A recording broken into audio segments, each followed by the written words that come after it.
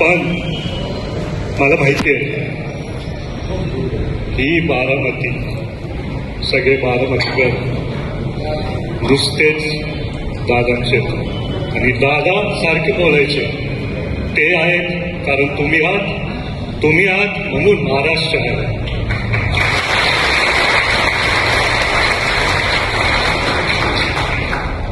आज मला तुम्हाला सर्वांना एक विनंती करायची.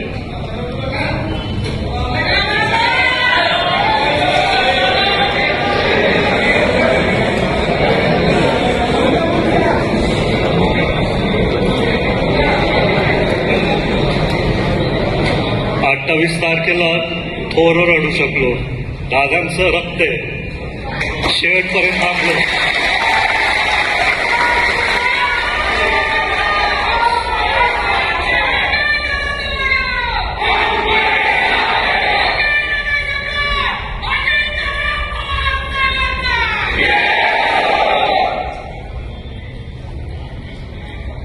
कुटुंबाच्या समोर रडणार नाही तर कुठे रडणार.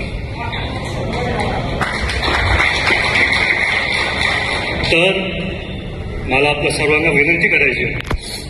मी आज पण पत्रकारांनी मला प्रश्न विचारले, दादा तुम्हाला काय वाटतं की विरोधकांनी ही निवडणूक लढायला पाहिजे का? लोकसभेत पण मी बोलत आलोय, विधानसभेत पण बोललोय. दादा आपल्यात नसतील पण आपल्या हृदयामध्ये आहेत. त्यांनी शिकवलेले सगळे गुण आपल्या सर्वांमध्ये आहेत. त्याच्यामुळे मी त्यांना बोललो सगळ्यांनाच लढायचा अधिकार आहे. पण बारामतीकरांनी ठरवलेलं आहे, आधी पण ठरवलेलं, आता पण ठरवणार, भविष्यात पण ठरवणार. कारण अनेक वर्षापासून जे विकास काम आपल्याला आजपर्यंत दिसत आहेत ते आदरणीय दादांमुळे, पवार साहेबांमुळे. मी तुम्हाला माहिती आहे सगळ्या निवडणुकीत पूर्ण पवार कुटुंबाचा उल्लेख केला. आधी पण आधी भविष्यात पण ते करत जाईल. कारण सगळ्याच पवार कुटुंबातल्या सदस्यांनी, बारामतीच्या सगळ्याच कुटुंबातल्या सदस्यांनी एकत्रित येऊन काम केलं. राजेंद्र काका असू द्या, सुप्रियाताई असू द्या, पवारसाहेब तर आहेत, श्रीनिवास काका असू द्या, दादांचं तर सगळ्यांना कायमच दिसत आलं आजपर्यंत. सुनेत्रा वहिनी असू द्या. त्यातल्या त्यात तुम्हाला सगळ्यांना एक सांगू इच्छितोय की आमच्या पिढीतल्या म्हणजे रोहित दादा, पाहता इंगदादा, मी आमच्या पिढीतला मीच होतो पहिला त्यांनी प्रचार केला 2014 मध्ये. तेव्हा बाकीचं कोणीही नव्हतं. त्या काळात पण खूप छोटं होतं. दादांना कधी वाटलंच नव्हतं की मी एवढं चांगलं भाषण देईल. त्याच्यामुळे दुर्दैव आहे की हे माझं दादांच्या शेवटचं भाषण होतं. पण मला मनात कुठेतरी चांगलं वाटतं की दादांनी जेव्हा तो उल्लेख केला, हसत उल्लेख केला की माझ्या चिरंजीला भाषण देता येतं. माझा मुद्दा काय आहे की पवार कुटुंबातले सदस्य कधी आधी आले, नंतर मध्ये आले, कशी येत गेले. पण बारामतीची मी आधीपासून बघितले 2014 पासून जे दादांचे कष्ट बघितले तो बदल मी बघितला. विद्या प्रतिष्ठान असू द्या, MIDC असू द्या, आताच कोणतरी बोललो जिराय काय शब्द दादांनी केला ना, तो शब्द काढून टाकला. दादाचं कर्तव्य, दादाचं कामाची पद्धत. आज पण जेव्हा मी सगळ्या शेती बघत होतो तिथं नुकसान झालं, 15 वर्ष सगळेच तिथं दादांची आठवण का आली? कारण मला कोणीतरी सांगितलं की दादा असले असते तर रात्रीच्या रात्री सगळे अधिकारी तिथं पोहोचले असते. शिफ्ट थोडं येईल तुमच्याकडे, येईल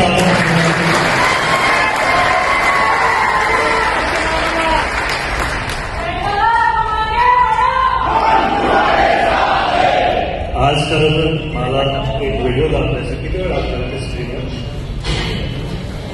ह्याच्यावर वेळ लागतो, मी बोलतो ना. नाही तर त्यातल्या त्यात भरपूर विषय जे माझ्याकडे आले त्याच्या संदर्भात मला वाटतं की आपण सर्व चर्चा करू, एकमेकांबरोबर संवाद साधू. पण काय आपल्या बारामतीकरांनी पवारचा आवाज ऐकला आहे तर ते बोलतात ते ऐकायचंच नाही. त्याच्यामुळे सगळे इथं माय कोणी चालू झालं. पण तसं नाही हो, सगळे आपण एकच कुटुंब आहे. पवार असू द्या, सगळ्यांबरोबर संवाद साधायला कधीतरी वेळ. आता मला खूप मागणी तुम्ही गावामध्ये मिळावं.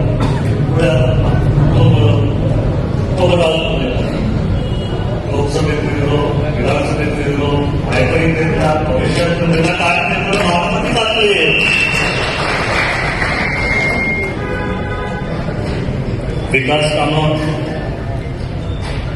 तर मी आधी बघितली, आचारसंहिता चालत म्हणून मी जास्त बोलू नाही शकत, पण भरपूर कामांची योग्य कामं योग्य पद्धतीने चालू आहे, निधी तिथं चालू आहे. जेव्हा मी एवढा मोठा घटना बघितला आणि तो दादांनी त्यांच्या काळात सगळी कामं नियोजन करून ते दुर्दैवाने आपल्याला सोडून गेले. पण दादांचं बारामतीचं संपूर्ण स्वप्न पूर्ण करायला मला तुमच्या सर्वांची खूप गरज आहे. कारण MIDC आपल्याला वाढवायची आहे.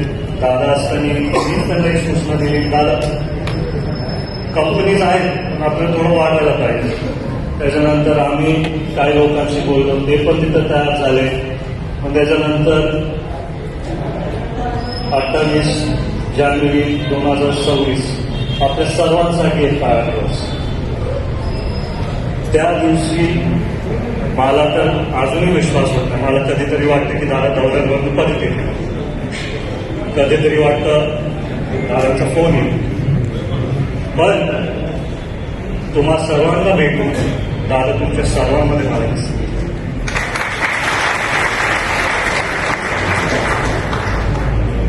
मला काय पत्रकारांनी विचारलं की तुम्ही पत्रकार परिषद देणार होता, त्याच्या संदर्भात काय झालं.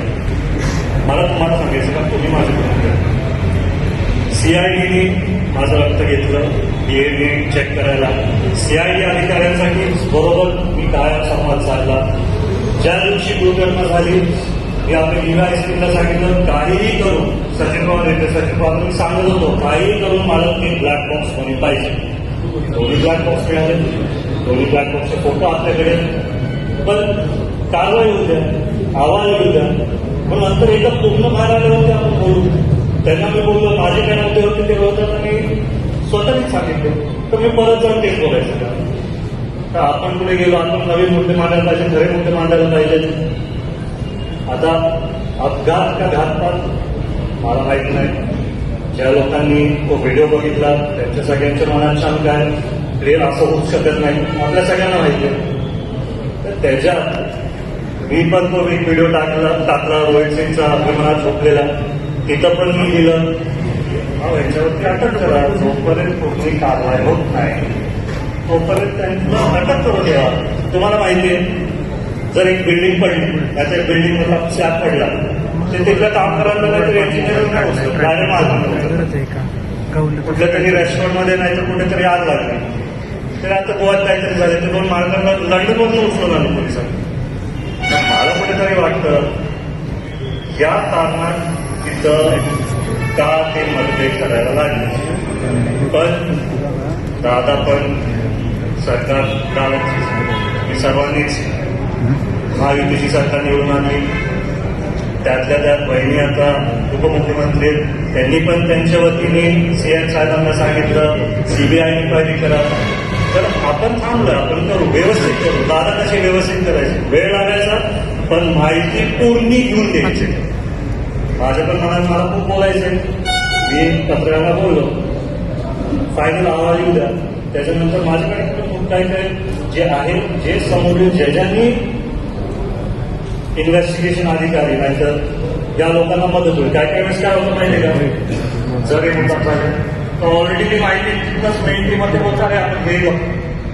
आता 26-17 मध्ये काय झालं, ते तिकडं आतमध्ये टेरेस बोलतात, कारण का हे आपले पत्रकार संदर्भात आहेत, हे घुसले तिथं ते घुसले. त्याच्यानी सगळे तपास यंत्रणांना धक्का बसतो. त्याच्यामुळे मी नाही बोललो, माहिती आहे पण थोडं तपास यंत्रणांना त्यांच्या हिशोबाने व्यवस्थित कारवाई करू.